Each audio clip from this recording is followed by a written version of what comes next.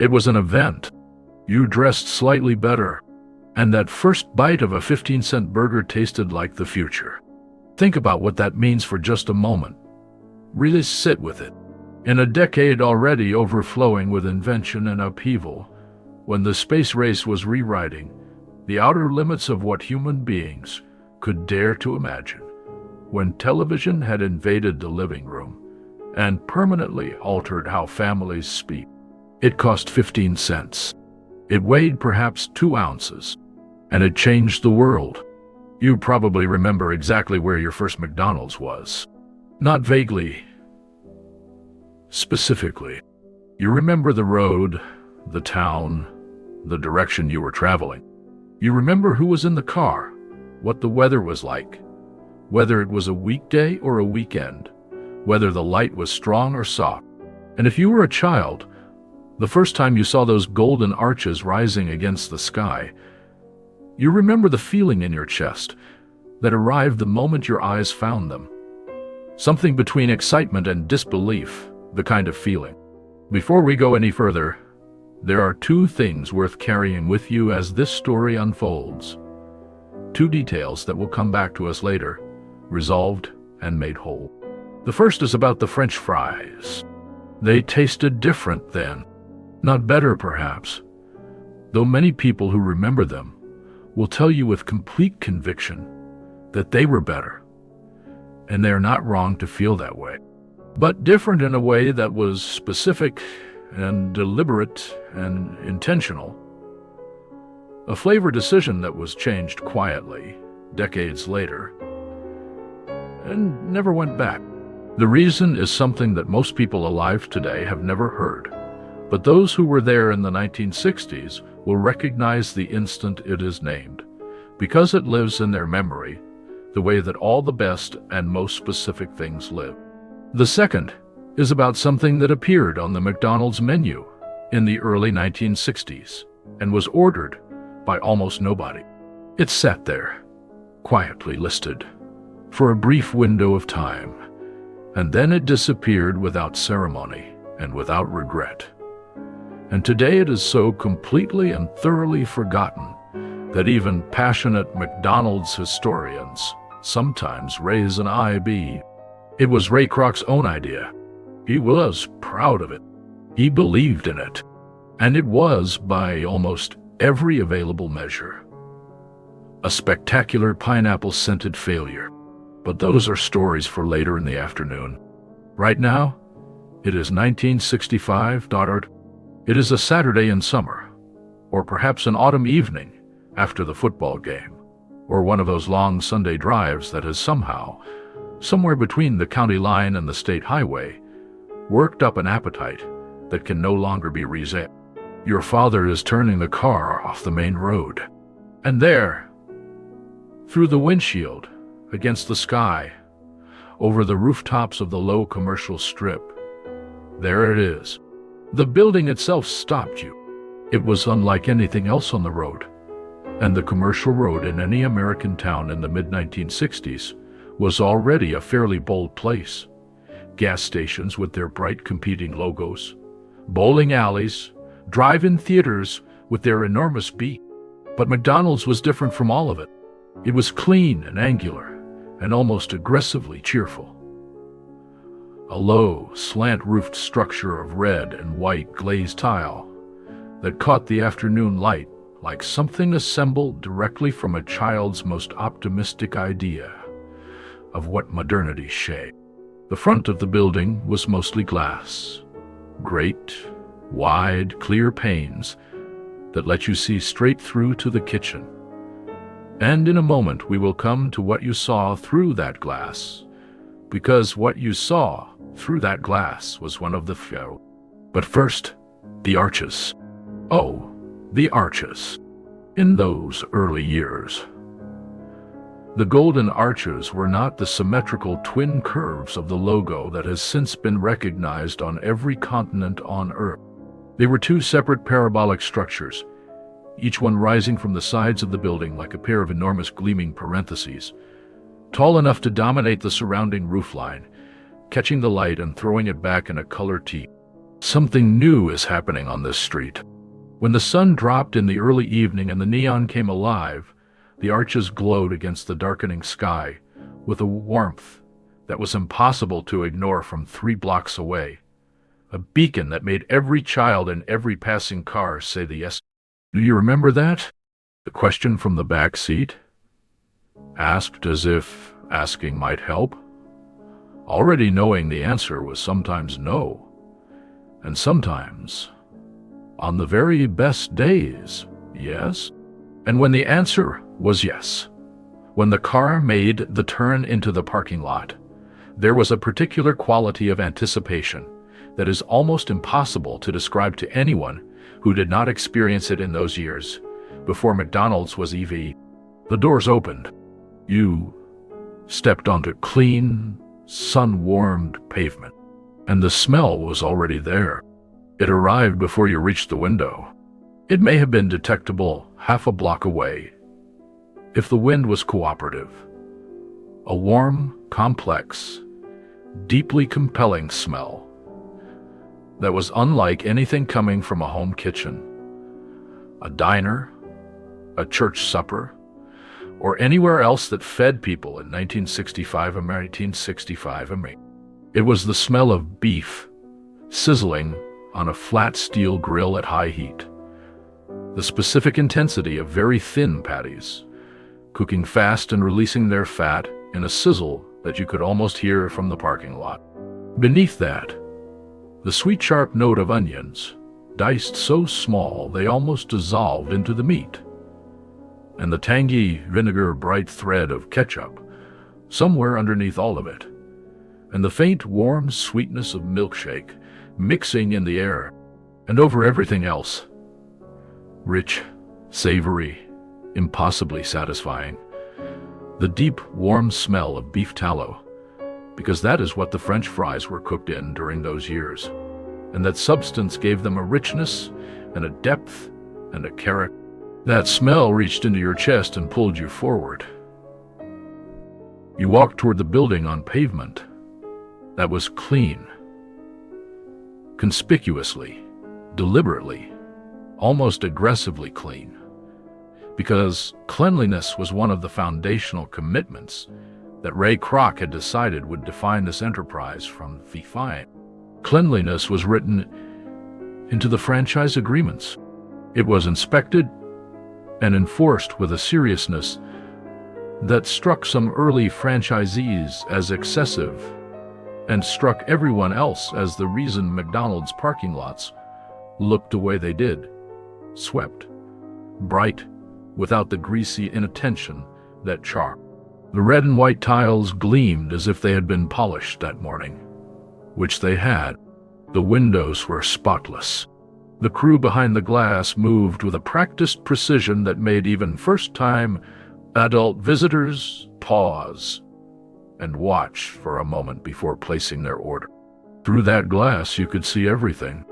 This was part of the design, and it was a stroke of genius so obvious in retrospect that it is almost difficult to understand why it hadn't been done before. You could watch your food being made, not in the half-glimpsed, slightly suspicious way of a diner kitchen visible through a small service window, but openly, fully, theatrically, through a broad plate glass front that turned the kitchen irons. The crew wore white, crisp white paper caps, white short-sleeved shirts, white aprons tied at the waist, and they moved through the kitchen in a choreography that looked to a child watching through the glass in 1965, like something half WW. There was a young man at the grill. It was almost always a young man, almost always a teenager, and almost always surprisingly self-possessed, who worked with a long-handled spatula and an economy of motion that was almost athletic to wee top. The patties went down in rows onto the flat steel surface, sizzled sharply and definitively the moment they made contact, and were flipped in a single quick gesture that you could time by the clock. At the fry station, someone else worked the wire baskets, feeding them into the shimmering oil, lifting them at the precisely correct moment, shaking them with a practiced wrist motion to shed the excess fat, and cascading the golden strip. The shake machine hummed along the back wall. The bun man. And there was always a bun man. Each position in the kitchen occupied by a specific person with a specific task. Move the soft, slightly sweet white buns through their warming sequence, cut side down, until the surface was J down, until the surface was J.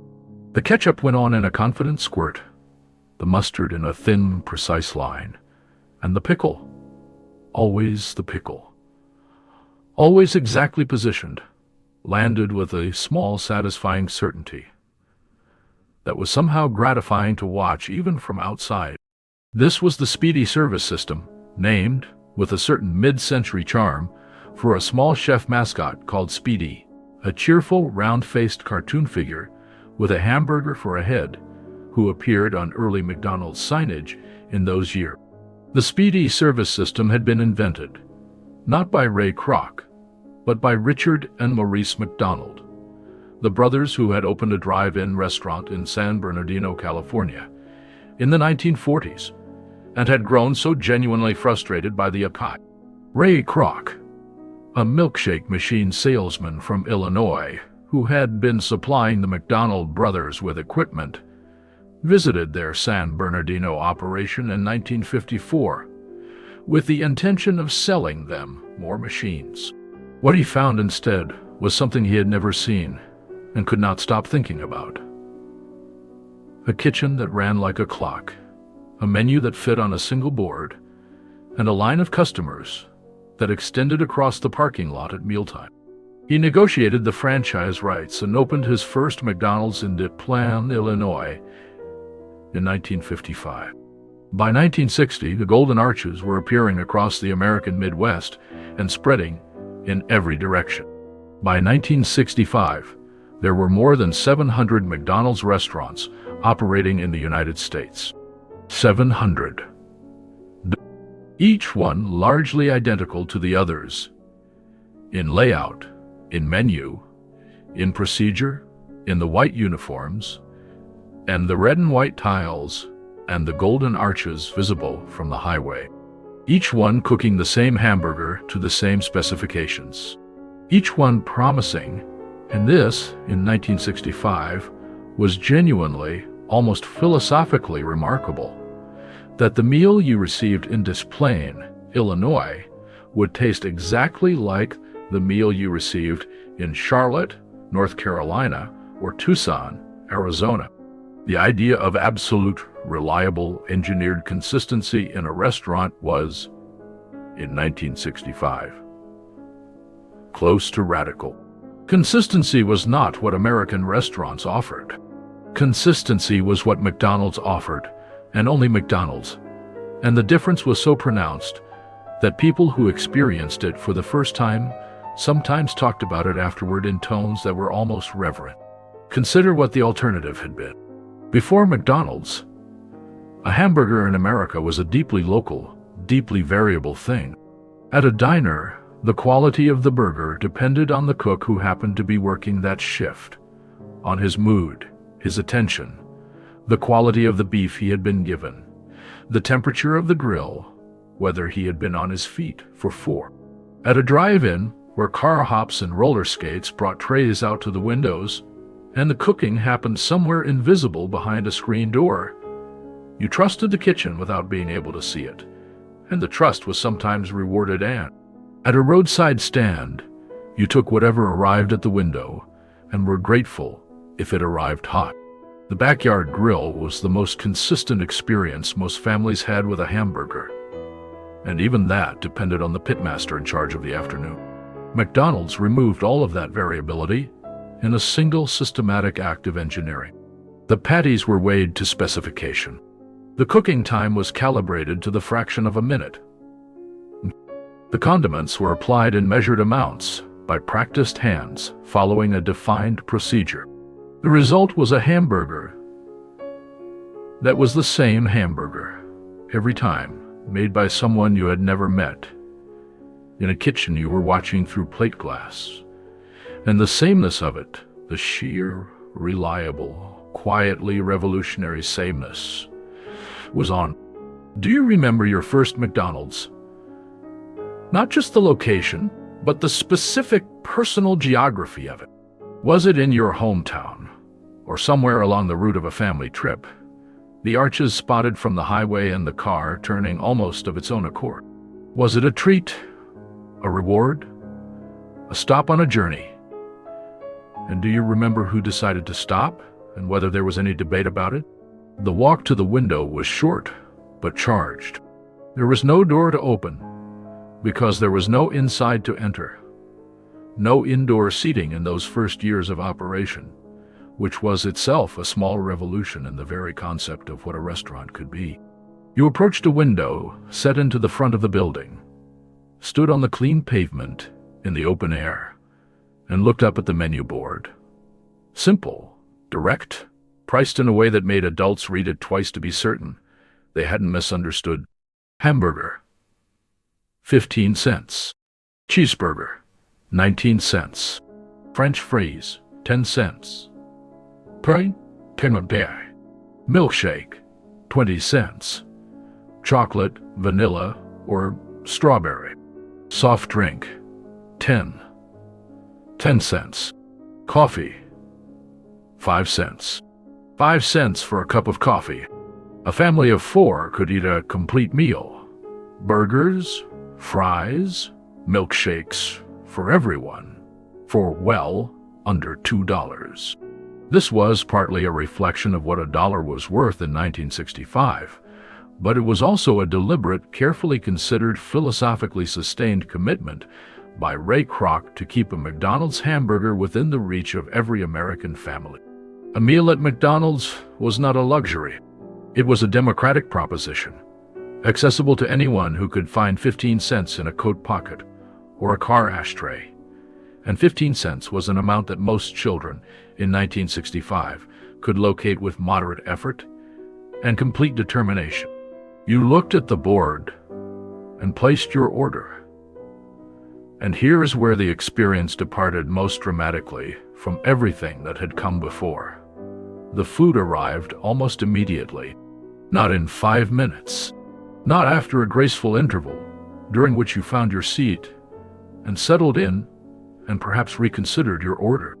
Almost immediately, the hamburger, the fries, the shake, assembled with the speed and precision of the kitchen you had been watching through the glass, appeared at the window in a white paper bag and a folded wax paper wrapper in what felt, on a first visit. The bag was warm in your hands, not the diffuse, secondary warmth of a heated room, but the immediate, direct, penetrating warmth of food that had been assembled 60 seconds ago, radiating through the paper and into your palms with an intimacy that felt almost urgent. If you held the bag up to the afternoon light, you might notice a faint transparency near the bottom, where the French fries had been pressing their heat and their tallow-rich steam against the paper. The bag crinkled when you shifted your grip. The logo, those arches, that name, printed cleanly on the white surface. The whole package so new, so deliberately designed, so unlike anything that had previously been handed to you through a restaurant window, that some people on their first visit felt an odd, fleeting impulse to keep the bag, to take it home, to show it to someone. Some people did keep the bag. This sounds sentimental, and perhaps it is, but it reflects something true about those first years. A McDonald's paper bag was a genuinely novel object in 1965, something that did not yet fill every landfill and every kitchen drawer in every kitchen drawer. And there was something else in that bag worth noting. The small paper salt packet, white and folded at the ends, like a miniature envelope, notoriously and almost comically difficult to open cleanly. You pinched the end and tore, and half the time a small avalanche of salt descended onto your lap, or the car seat, or the front of your shirt, producing in children a delighted horror, and in parents a resignation that was itself a kind of effect. The napkins came in a small, thin stack, Adequate, not extravagant. The straw, still in its paper wrapper, could be blown free with a precise breath that children practiced and refined across dozens of visits into something approaching a reliable skill.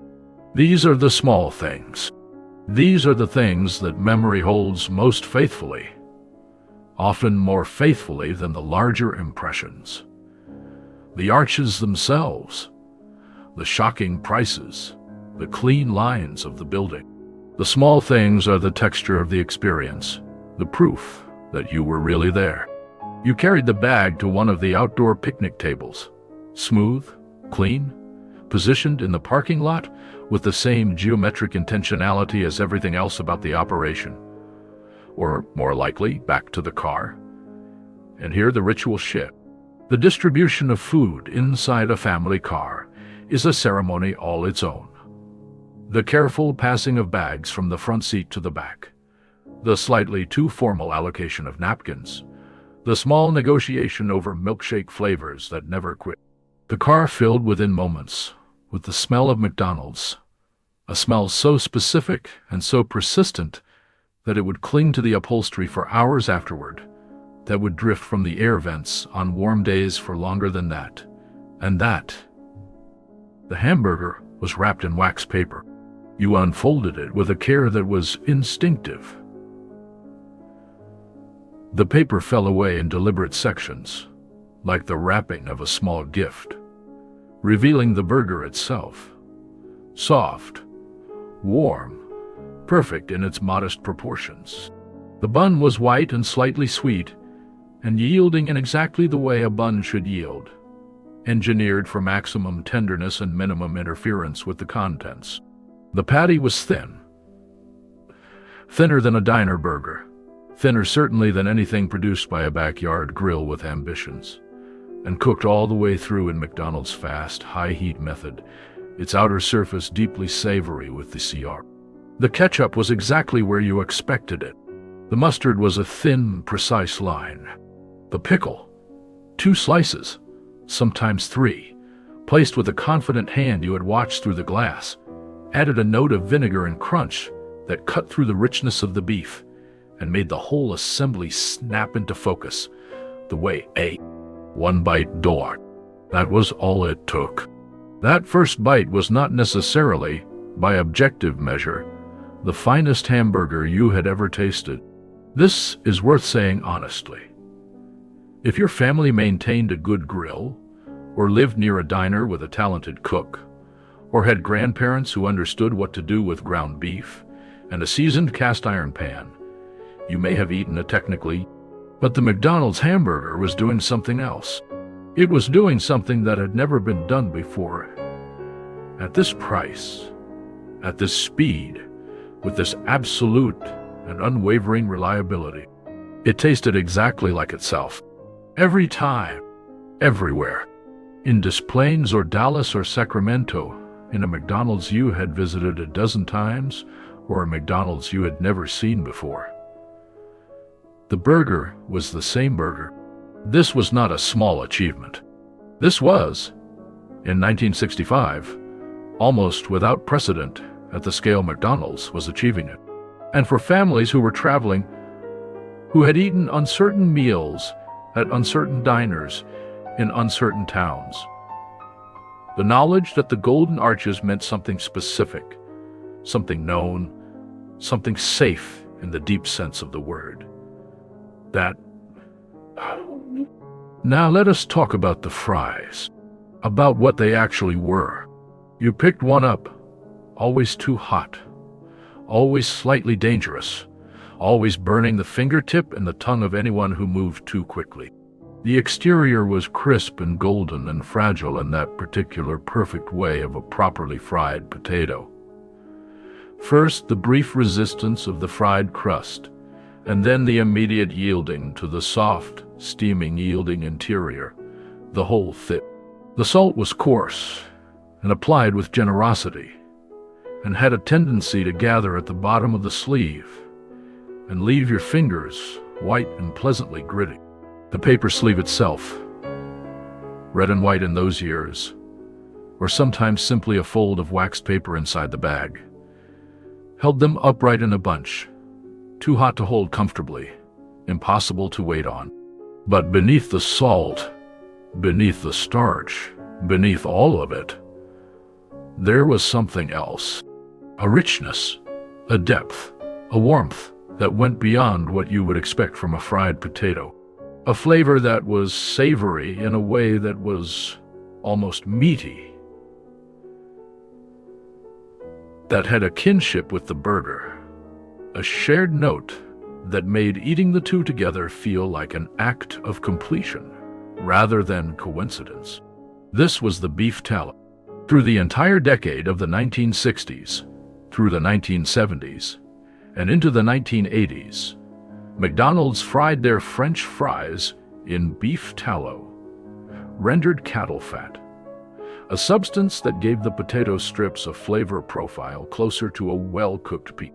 The fries and the burger shared a lineage, a family resemblance at the level of fat and heat, and the chemistry of the Maillard reaction. And this kinship was part of what made the McDonald's meal feel so complete, so unified, so satisfying. The decision to change this came decades later, driven by genuine and legitimate concerns about saturated fat in the American diet, championed most loudly and effectively by a Nebraska businessman named Phil Sokoloff, who had survived a heart attack.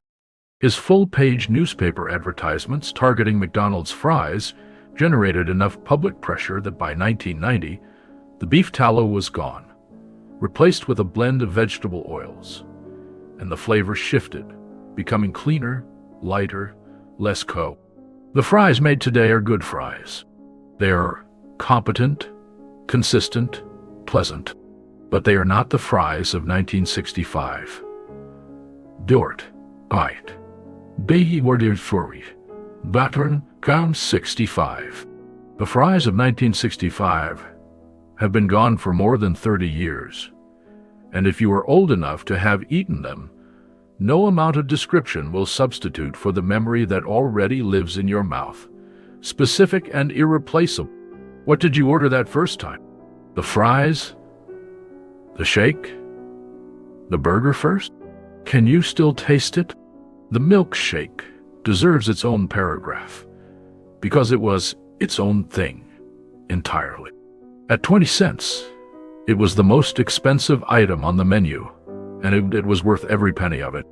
It arrived in a wax-coated cup with a plastic lid and a red and white striped straw that was slightly thicker than an ordinary straw, a necessary accommodation, because the shake was genuinely, considerably, almost magnificently thick. The shake machine that produced it was a fixture of the back wall of every McDonald's kitchen, a gleaming piece of mid-century industrial equipment that blended milk and ice cream and flavoring to a consistency that resisted the straw at hand. Chocolate, vanilla, strawberry. 3 flavors, only 3. Each one tasting exactly of what it claimed to be, and nothing more complicated than that.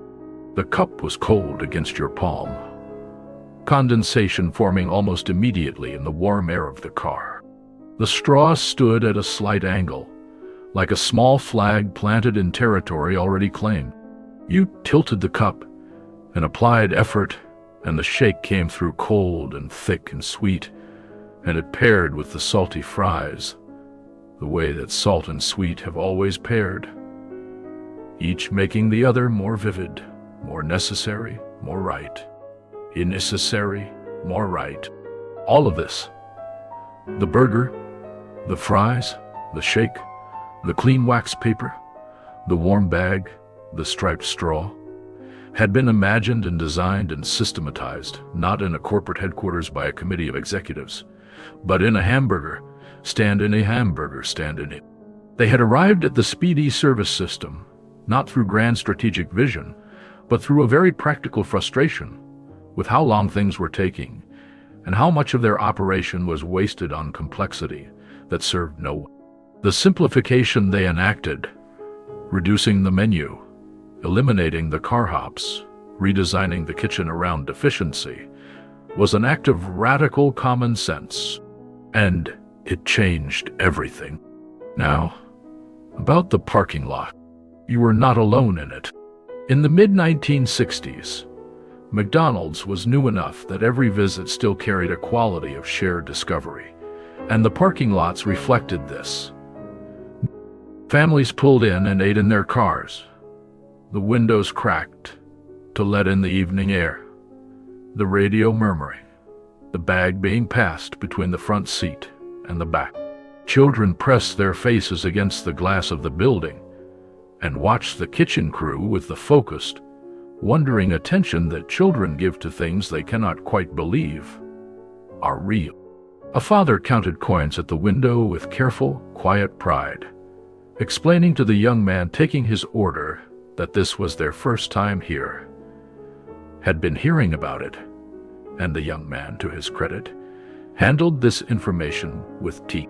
On Saturday nights, the parking lot became something else, a gathering place, a social space, a lit and unofficial venue for teenagers who had somewhere to be but no particular agenda for being there.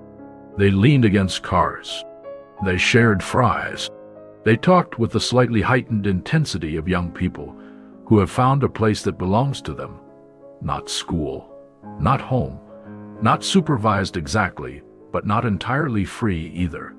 A parking lot lit by golden arches and the orange GL. Drive-thrus were still years away. The parking lot was the experience. The parking lot was the destination. Above the entrance, the sign kept count. This was one of the great small theatrical strokes of the McDonald's enterprise. The sign that told you, in large, proud, perpetually updating numbers, how many hamburgers McDonald's had sold. Over 1 million served. Then over 5 million served. Then, the number climbing through the decade with a pace that began to feel both inevitable and slightly astonishing. Each milestone passed and replaced by a larger one before UHA. By 1965, the count was in the hundreds of millions. By the end of the decade, it had reached into the billions, and the sign would eventually shift to the phrase that became its own piece of American mythology. Billions and billions, sir. A number so large, it stopped being a number and be. And now, the Hulaburger. Ray Kroc was not a man who accepted defeat comfortably or quietly, but there was one idea of his that was defeated so decisively, so cleanly, and so publicly that even he could not argue with the result. In the early 1960s, Kroc was concerned about McDonald's business during the 40 days of Lent, the Catholic observance during which many American families abstained from meat on Fridays. A franchise owner in Cincinnati, named Lou Groen, had developed a fish sandwich for his location to address exactly this gap. A fried fish fillet on a bun with tartar sauce, and it was performing well. Kroc, who had complicated feelings about a franchisee solving a problem he hadn't solved himself, developed his own meatless alternative. He called it the Hulaburger. The Hulaburger was a bun, a slice of cheese, and a grilled pineapple ring. No meat.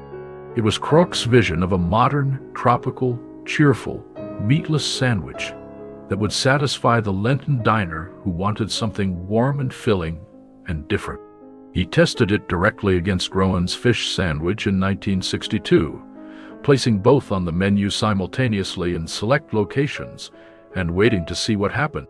What happened was that customers ordered the fish sandwich in numbers that were, by all accounts, embarrassingly, definitively, conclusively larger than the numbers ordering the pineapple ring with cheese.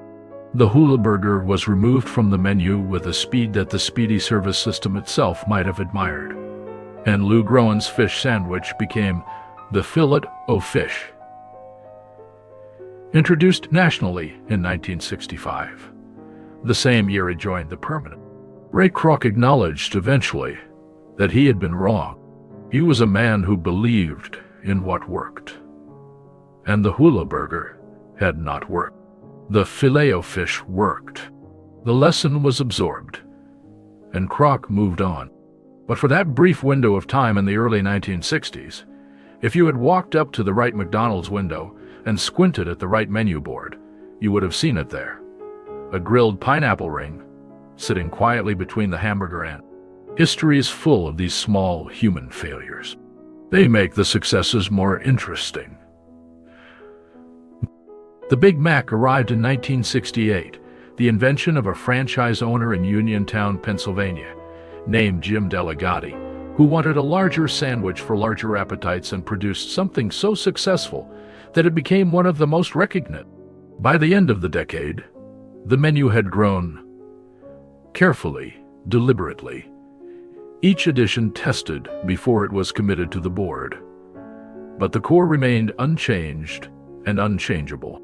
The hamburger, two gumps, the fries, the shake, the three things that had made Ray Kroc stand in a parking lot in San Bernardino in 1954, and understand that he was looking at the future.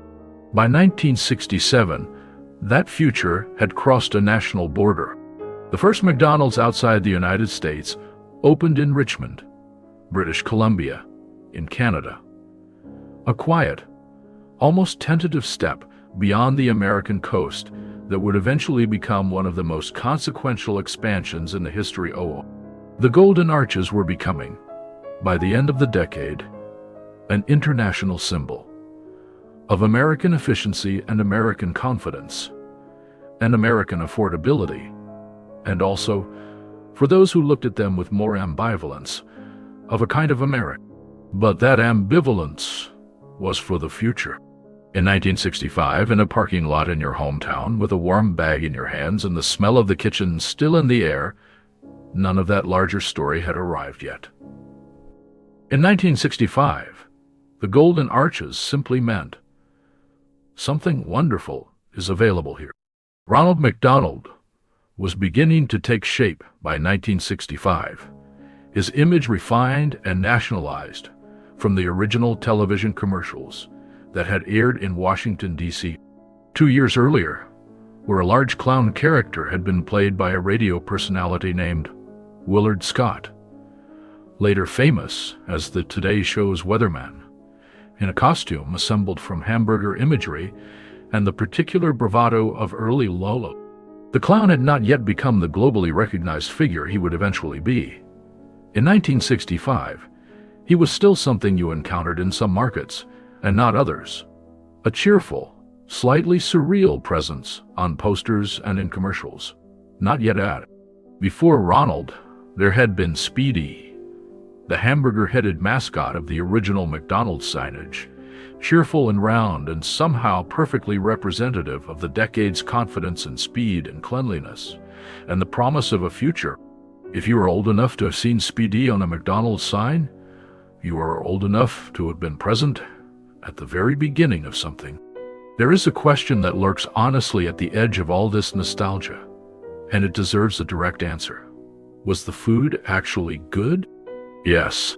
Within the terms it had set for itself, the McDonald's of 1965 was executing its mission with a skill that deserves honest credit.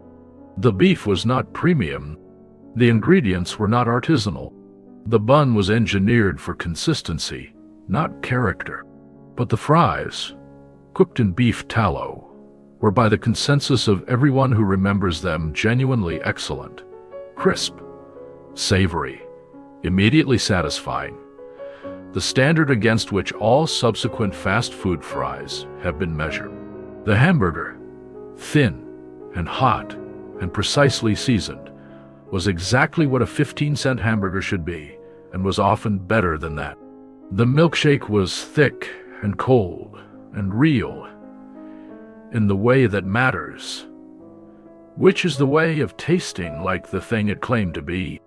And all of it was consistent, which in 1965 was not something anyone else was offering, and which felt, to families who had eaten their way through uncertain road trip diners and temperamental backyard grills, like a kind of miracle in pop.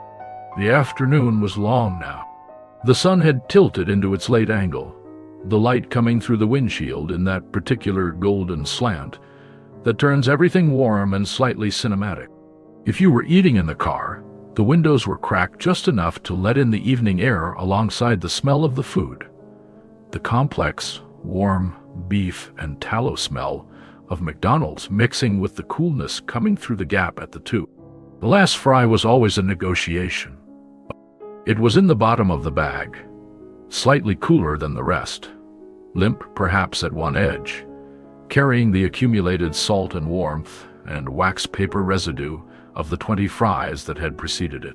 Nobody wanted to leave it. Nobody did leave it.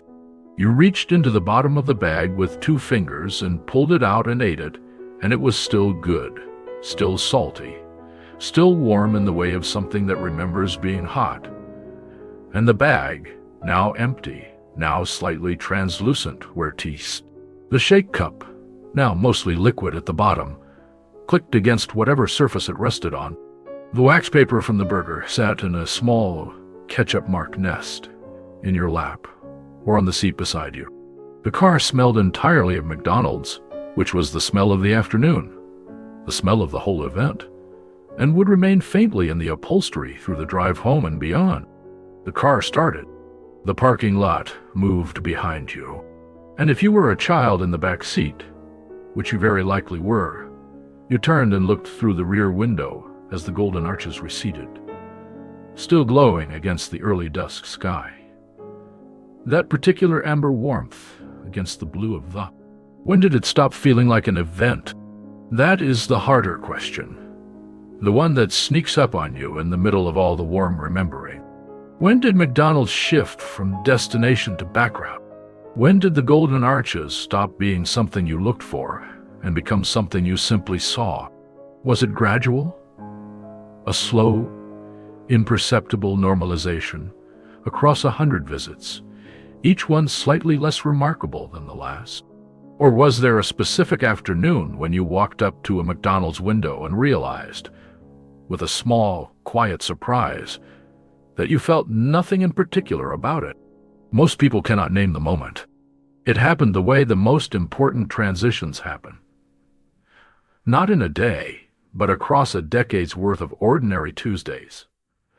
A slow domestication of something that had once been extraordinary, until the arches were simply there, as they had a... When did it stop feeling like an event and become just another stop? And do you miss the way it felt when it was new? There's a quiet, specific kind of grief that attaches to this question for those who were there in those first years. Not grief, exactly, because grief is too heavy for what this is, but something in its neighborhood. The golden arches as they existed in 1965. 2 separate, parabolic, gleaming structures rising from the sides of a red and white tile building in the early evening of a summer Saturday, no longer exist anywhere in the world. The buildings were updated, the logo simplified and streamlined, the menu expanded, the drive-thru installed, the indoor seating added, the parking lot transformed from social gathering space to throughput problem to be efficiently managed. The enterprise grew, and growing changed it, as growing changes everything. What exists today is something far larger and more complex and more global than anything Ray Kroc could have entirely imagined standing in that San Bernardino parking lot in 1954. What exists is a corporation of extraordinary scale, a menu of considerable variety, a logo so simplified and so universalized that it requires no name beneath it in any country on earth. What exists is convenience, familiarity, the reliable neutrality of a meal that is designed not to surprise. What has been lost, as the cost of all that growth, is the particular quality of the new, that first-time feeling, that walking towards something feeling, that the world is showing me something it hasn't shown me before feeling that lived I. For those who were there, the memory holds with a precision that time normally dissolves. The sight of the arches against the sky, specific and personal and exactly your own. The smell of the kitchen arriving before you reach the window. That particular blend of grilling beef and hot tallow and onion, and the sweet sharp undercurrent of ketchup. A smell that clung to your hair and your clothes and the interior. The warmth of the bag in your hands, the crinkle of the paper, the transparency near the bottom where the fries had been pressing outward. The first fry, too hot, always too hot. The salt thick and immediate and exactly right, burning the tip of your tongue with a small welcome pain that somehow made everything better. The thin, hot, perfectly seasoned burger, unwrapped like a small present on a Saturday afternoon that had not expected to become memorable, and became memorable anyway. The cold, thick shake through the red and white straw. The cup cold against your palm in the warm air of the car. The empty bag. Torture. The empty cup. The faint grease warmth that lingered in your fingers. The arches in the rear window, still glowing, growing smaller, remaining somehow just as bright. It was an event. You dressed slightly better, and that first taste of the future has never entirely left you. Not the taste of the beef, not the taste of the salt, not the taste of a world that was just then learning how to want things fast and finding in a 15-cent hamburger on